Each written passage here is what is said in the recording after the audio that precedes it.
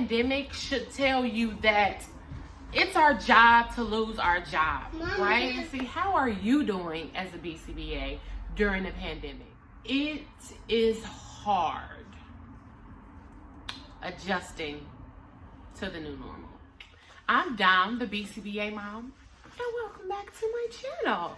I'm Dominique, a board-certified behavior analyst, well-versed in applying behavior analysis to our everyday parenting lifestyles, and I'm a mom. More specifically, I'm a mother of a child with autism. If you are the proud parent of a child with special needs or autism, aspiring to become a BCBA, or looking for positive parenting tools to add to your toolbox, you're in the right place. I really want to check in and see, how can you BCBA? How are you doing as a BCBA? How to be a BCBA during a pandemic. So this is not by any means an exhaustive list. And this is not a list of things that I have 100% accomplished or checked off my list. These are things that I am learning as we go along, as we all are getting accustomed to the new normal. So it's just something that we have to adapt to. Like, we do this all the time. We write behavior plans, and we consider the environment, we consider the contingencies, and then we implement a plan on how to decrease some of the problem behaviors that we are experiencing within the environment that we live in. Let's start by saying we are essential workers. Many of us have not stopped working during this whole thing. Some of my colleagues that I talk to different places in the world, one of the questions that I always ask is, are you still going in homes? Like, how are you holding up? How are you adjusting to the new normal? We're gonna avoid the new normal. Let's share some tips. What are we doing to adjust to the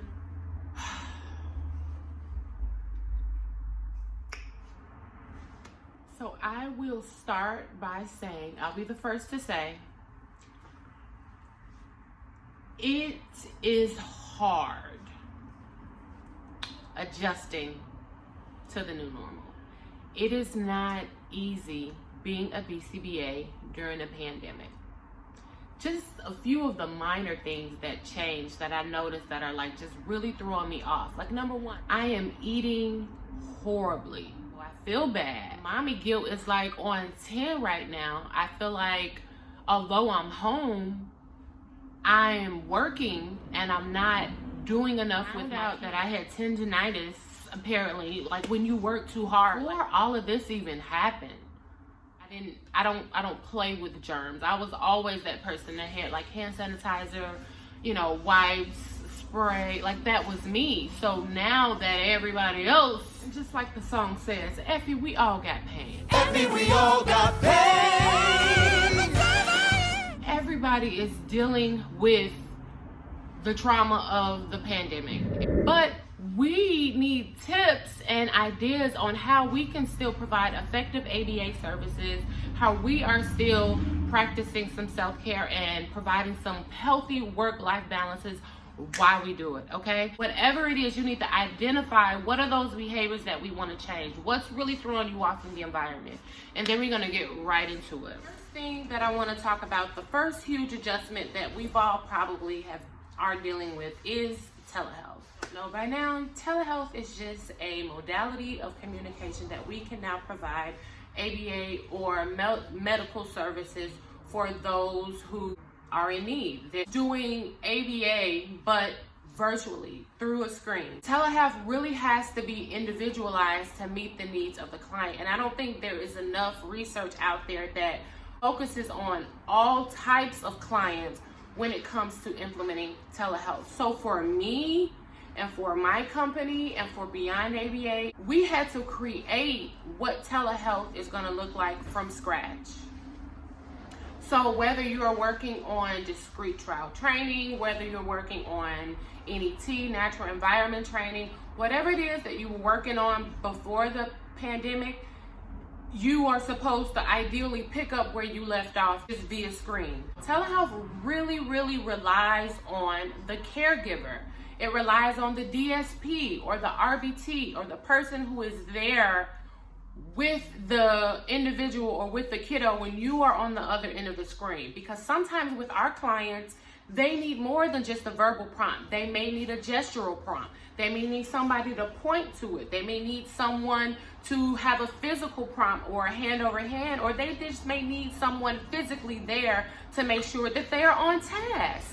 So this is where telehealth differs, because it really, it's crucial that there is buy-in from the caregiver. It is crucial that there is treatment fidelity. It's crucial that they are invested in this program as much as you are. You want to let them know, like, when you implement this, when you are on board, this is gonna make your shift a lot easier. This is gonna make your quarantine or your days a lot easier if you are consistent with implementing these programs. Some families that I work with decided to opt out of telehealth altogether because just getting their child or that individual to sit at a screen for even longer than 30 or 45 minutes is just not ideal for them. So those are some of the things that you have to adjust doing telehealth. So some of the things you can do through telehealth: you can do behavior assessments, you can do observation, you can give feedback, you can do supervision hours via telehealth, you can do lots of parent training, and all of that it's good. It's good to check boxes and to say, well, this is the services that we can still provide. However, that's not fun to the kiddo. They don't care about a behavior assessment or parent training. So how do we keep our clients engaged via telehealth? And that's when you really have to get creative, or at least that's how I got creative. So for my kiddo, we were not working on programs, or if we were working on programs and we were just doing incidental training or NET training, we would play games. There are some games that transcend really well virtually, like whether it's Family Feud. Oh, that's such a fun game to play virtually. You can work on intraverbal skills. You can work on making inferences. You can work on taking turns. You can work on social skills, categories. You can play charades. You can play Who Wants to Be a Millionaire. You can play so many games virtually that can also add to pair ABA with something that's more reinforcing than just like, that's no fun. You can also use a dot cam. I had a dot cam over the summer, and when you use a dot cam, it's like really being able to present it as if you were there, because the dot cam, it kind of mimics like your real hand. So that's just one resource that you can do for telehealth. Let's say your kiddo earns a break, right? And they just want a break. You can also pop in a YouTube video. Play 30 seconds here, 1 minute here. You can use a YouTube video or music within your session. So like, telehealth shouldn't limit us, because now we have so many other resources at our fingertips. We just have to keep the kids engaged. So another thing about telehealth, we had to adjust the hours drastically because of telehealth. So usually you may have a 3-hour session. Some people have a 2-hour session. I try not to go over that. But with telehealth, it's really hard to do a 3-hour telehealth session or even a 2-hour telehealth session. Like, there should be hella breaks telehealth session. Okay? It's something that could actually, hinder your business. At one point you were, billing this amount of hours, and now that is cut in half. Or let's say, for example, you had a school contract, or you were working in a school, and then now all of a sudden the schools are closed. That is one way that the pandemic can actually negatively affect a business or negatively affect the income that's coming in. However, if you choose to think of it differently or choose to have a different perspective, yes, the telehealth sessions are shorter. However, maybe you can add more clients now because you don't have a commute time. You don't have to commute from this client to that client to client. This client, you can actually, schedule your clients 2 o'clock, 3 o'clock, 4 o'clock, and have 1-hour sessions. So that's one way that you can balance it out to where you are not really losing money during the pandemic.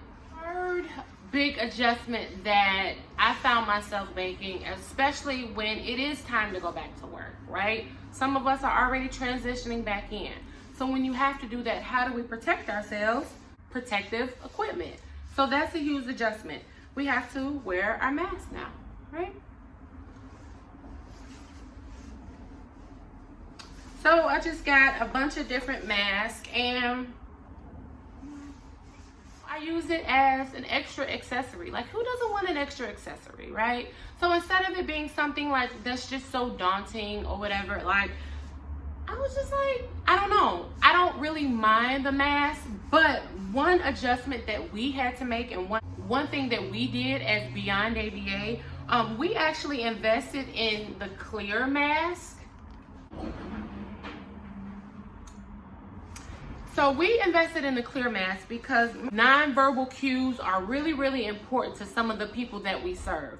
So we really wanted to minimize all of the barriers that can be getting in the way of really being able to functionally communicate with our clients. Is just having gloves on hand, just having a thermometer in my car now, guys. Like, you should see my car. I am ready for the apocalypse or something, like, but you know, I just like to be over prepared. You know, you just never know. So another thing you may have to adjust to is activities to do with your clients now. What can we do? What is safe? Do we really want to be in the house all the time? Or is this a great opportunity to do some generalization? Like, if nothing else, this pandemic should tell you that it's our job to lose our job, right? It's our job to lose our job. At any moment, we can be taken out of the equation, and it's only the core family, or it's only the individual who is going to be their own support system. So it's our job to lose our job. So if we are not equipping our clients with these skills to have it when we're not here, we're not really fully doing our job. So this is a perfect time to plan for generalization.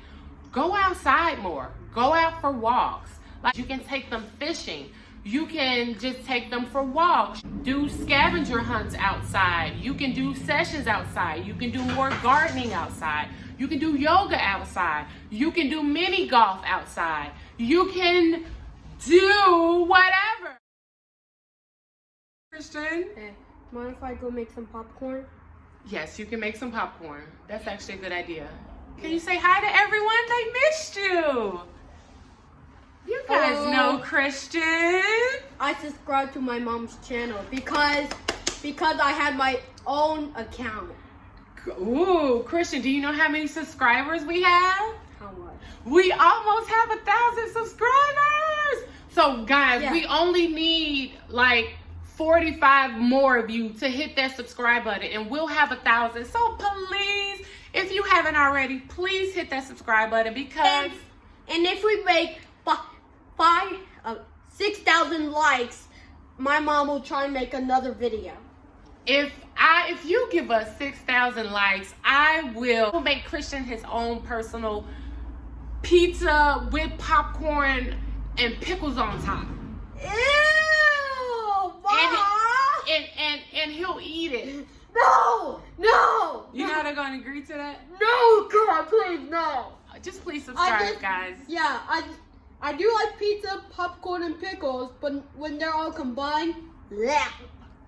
Okay. Kids, don't try this at home. Please don't try Or this at school, home. or anywhere. Okay, gotta get back to work. Okay, I approve this message. Christian, ladies and gentlemen, last but not least, a really huge adjustment that we just all are probably facing and dealing with right now is the racial unrest, right? And if we really take a deep look at history is just really repeating itself over and over again. But how can we adjust to that in the field when we're going out and we are providing services? So one thing we can do is just be more spatially aware, right?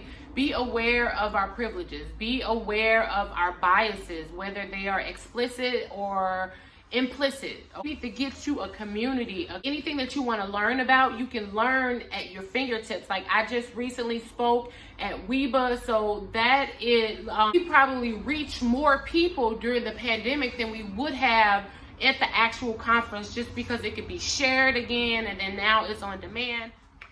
Okay, so that is all that I have for you guys. I don't know what this is, what that was. That is really all that I have for you, because like I said, I'm still learning how to be a BCBA during a pandemic. Okay, so whenever I get some skills and some tea, I'm gonna share them with you, and I need you to also comment below and share them with me. Another thing that I need you to do, guys, is stop right now. And I need you to hit that subscribe button. And let me tell you why. Because my birthday is coming up in less than 2 weeks. And I just have a goal. My birthday wish is to reach 1,000 subscribers by my birthday. So if you could just stop right now and hit that subscribe button and just say happy birthday, Dawn. I will be so excited. And I've reached out to a few of my subscribers already. I want to do something very special for all of you guys once we reach 1,000. So please continue to comment, to like, share, guys. I'm celebrating you. Hopefully you are just excited as I am, because we are going to be celebrating 1,000 subscribers. So please do not forget to hit that subscribe button. And please don't forget to find your joy, guys. Be all that you can, BCBA, even during the pandemic, guys. I love you so much. Bye. Reader. Say bye. Bye. Mwah.